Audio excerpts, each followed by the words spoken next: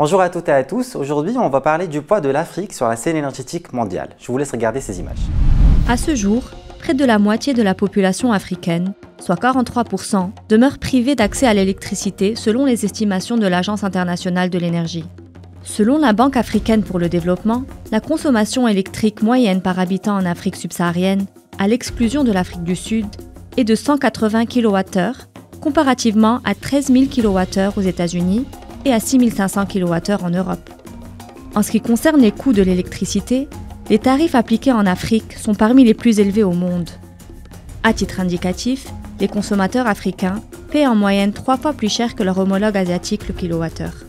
Une famille vivant dans une grande ville africaine consacre environ 30% de ses revenus à l'énergie, notamment au règlement de ses factures d'électricité, sans pour autant bénéficier d'une qualité de service satisfaisante. En 2050, l'Afrique sera le continent le plus peuplé de la planète. Or, 43% de sa population, soit 600 millions d'habitants, n'a toujours pas accès à l'électricité. Le coût de l'énergie reste très élevé pour asseoir une industrie qui, avec l'agriculture, reste une source de croissance soutenue et inclusive. Pourtant, le continent dispose de ressources énergétiques assez conséquentes qui peuvent être utilisées comme un vecteur d'industrialisation si les investissements sont bien dirigés et s'ils sont adossés à une bonne gouvernance. Pour parler du poids de l'Afrique sur la scène énergétique mondiale, j'ai le plaisir d'inviter M. Francis Perrin, qui est Senior Fellow au Policy Center for the New South.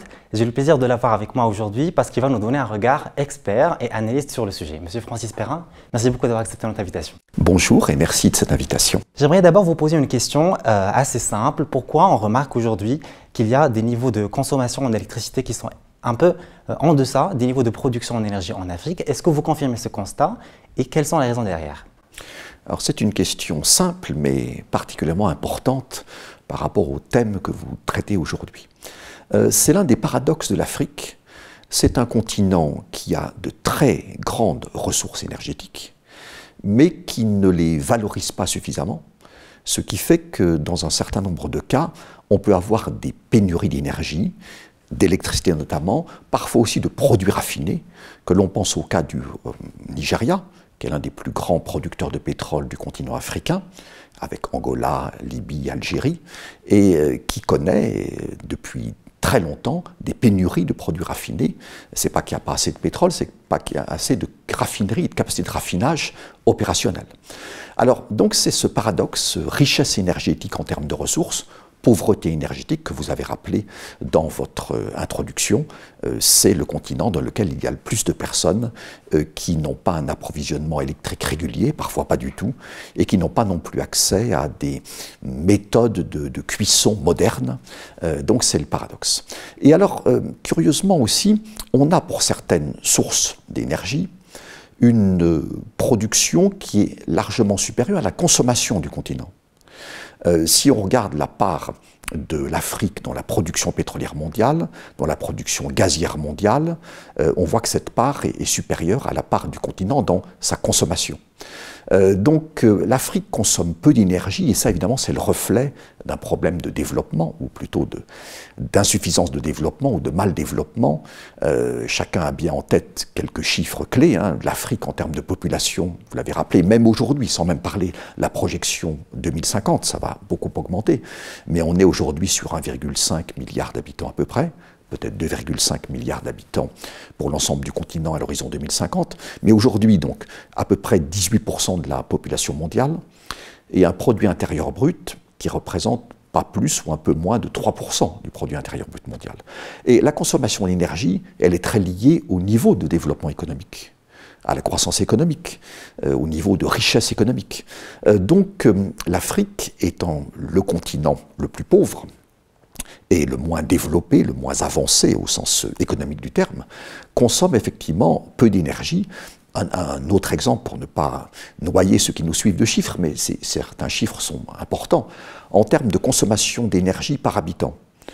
L'Afrique, c'est 1/5 de la moyenne mondiale. Je ne compare pas ça à des pays développés, je ne compare pas Afrique à États-Unis, par exemple. Évidemment, l'écart serait énorme, mais il n'est pas nécessaire de consommer autant d'énergie par habitant que les États-Unis pour être un pays développé. Mais Afrique, par rapport à la moyenne mondiale, c'est de 1 à 5. Donc nous avons ces paradoxes-là, une production d'énergie qui peut être très abondante parce qu'il y a des ressources naturelles abondantes, notamment énergie fossile, surtout hydrocarbures, pétrole et gaz. Une consommation qui est très faible, liée à un faible niveau de développement. Et en même temps, si on regarde certains pays, certaines régions, certaines sources d'énergie, certaines formes d'énergie, on a en même temps des pénuries, électricité notamment, et parfois aussi produits raffinés. D'accord. Je vais venir maintenant à la question des tarifs, si vous me permettez. Pourquoi aujourd'hui les Africains payent trop cher leur électricité comparativement à d'autres pays? Effectivement, oui. L'Afrique, relativement à d'autres régions, aux autres régions mondiales, c'est le continent où on paie relativement l'électricité la plus chère, alors que c'est le continent le moins développé économiquement. Alors, il y a beaucoup de problèmes dans les systèmes électriques africains qui expliquent cet élément de fait que vous évoquez dans votre question. Il y a déjà souvent, nous l'avons évoqué en répondant à votre première question, des pénuries d'électricité. Il y a un gros problème d'infrastructure. Dans l'énergie en général, l'électricité en particulier, les infrastructures sont absolument essentielles. Si elles sont insuffisantes, si elles sont défaillantes, si elles ne sont pas suffisamment opérationnelles, évidemment, vous créez des pénuries, vous créez des tensions sur le marché, des tensions sur les prix. Il y a aussi un problème lié aux sociétés électriques existantes dans le continent africain, qui sont souvent des sociétés publiques, qui ont assez souvent pas les moyens et pas la gouvernance, les compétences nécessaires pour entretenir et gérer le parc électrique, les infrastructures électriques. Il y a souvent des problèmes de réseau très largement insuffisants. Et il ne suffit pas de produire, il faut aussi transporter dans l'énergie comme dans l'électricité. Donc là, il y a de très gros problèmes. Et puis également, c'est plus large, mais ça comprend aussi le cas de l'électricité, un climat d'investissement qui n'est pas suffisamment propice pour attirer des investisseurs privés, locaux ou internationaux, qui pourraient venir investir dans l'énergie, dans le secteur de l'électricité, développer les capacités, développer le réseau, développer aussi le réseau national, parfois des mini-réseaux, parfois aussi le hors-réseau, tout ce qui permettrait de passer d'une production qui devrait évidemment être accrue considérablement au fait de pouvoir transporter, distribuer cette électricité pour qu'elle arrive à tous les consommateurs, aux ménages, aux industriels, etc. Et on sait très bien que cette pénurie d'électricité et d'énergie est bien sûr un handicap extrêmement important dans le développement du continent. D'accord. Selon vos perspectives, en quoi les politiques énergétiques africaines peuvent-elles affecter l'équilibre énergétique mondial? L'Afrique a donc un très gros potentiel énergétique. Énergie fossile, surtout hydrocarbures, pétrole et gaz. Le charbon, il y en a, mais là c'est très concentré, Afrique australe. Mais par contre, pétrole et gaz, il y en a dans pas mal de régions du continent. Afrique du Nord, Afrique de l'Ouest, bien sûr, mais aussi Afrique de l'Est, Afrique australe, de plus en plus. Donc il y a un potentiel d'exportation très important du continent vers le reste du monde en termes d'énergie fossile, surtout hydrocarbures. Il y a un potentiel énorme en termes d'énergie renouvelable. Hydroélectricité, solaire en particulier, éolien dans certaines parties du continent, biomasse évidemment. Et puis il y a un potentiel énorme en termes de ressources minières très requises par la transition énergétique. Cobalt par exemple, République démocratique du Congo, qui est le géant mondial du cobalt. Donc quand on prend toute la chaîne énergétique, les énergies fossiles, surtout hydrocarbures, les énergies renouvelables, y compris hydroélectricité, et la transition énergétique et ce que ça demande comme augmentation très forte de la consommation de certaines ressources minières et de certains métaux critiques, l'Afrique est quand même très très bien placée. Donc, par rapport à un monde qui reste assoiffé d'énergie, et pour l'instant à peu près toutes les énergies, par rapport à l'importance et la croissance de cette transition énergétique, par rapport aux besoins que cela implique en termes de ressources minières et de certains minéraux, l'Afrique est extrêmement bien placée par rapport à son potentiel d'exportation. Par contre, il y a ce dilemme, exportation ou consommation interne. Alors bien sûr, on pose la question un peu de façon caricaturale, il ne faut pas absolument opposer les deux, mais l'Afrique, pour se développer, c'est quand même la priorité. Cela devrait être la priorité absolue des dirigeants de l'ensemble des pays du continent, du nord au sud et de l'est à l'ouest. L'Afrique, forcément, va consommer beaucoup plus d'énergie. Si elle continue à consommer si peu d'énergie qu'actuellement, même un peu plus, mais cela veut dire que ce sera une très mauvaise nouvelle pour son développement, parce qu'il n'y aura pas ce développement. Donc la priorité devrait être d'abord satisfaire les besoins internes, non pas les besoins actuels qui sont très bas, et qui d'ailleurs ne sont pas forcément couverts, mais penser à satisfaire dans le long terme les besoins énergétiques d'un continent qui a besoin de décoller, de se développer, et cela passera forcément par une consommation accrue, très fortement accrue d'énergie. Comme le potentiel est très important, il restera quand même un potentiel exportable, mais les arbitrages que les gouvernements feront en termes de satisfaction des besoins domestiques, exportation, d'un côté développement, de l'autre recettes d'exportation, cela aura un impact très important sur l'Afrique bien sûr, et aussi sur le reste du monde en termes énergétiques. Je vous remercie d'avoir mis le point sur les différents paradoxes en termes de réponse à la consommation domestique, mais aussi d'un point de vue du potentiel des ressources énergétiques qui sont présentes aujourd'hui en Afrique. Je reviens maintenant au modèle de développement énergétique que le continent peut adopter pour maximiser son impact sur la scène énergétique. Quels sont les modèles aujourd'hui à adopter à l'ère actuelle? Alors, clairement, la priorité du continent, c'est son développement. La priorité absolue. La priorité n'est pas de satisfaire les besoins énergétiques mondiaux, même si le continent a les ressources aussi pour y contribuer, mais priorité numéro 1, son développement. Et cela suppose que les modèles énergétiques soient d'abord tournés vers la satisfaction des besoins nationaux, des besoins des familles, des ménages, les besoins de l'industrie, les besoins de l'ensemble de l'économie. Et là, il y a énormément de choses à faire.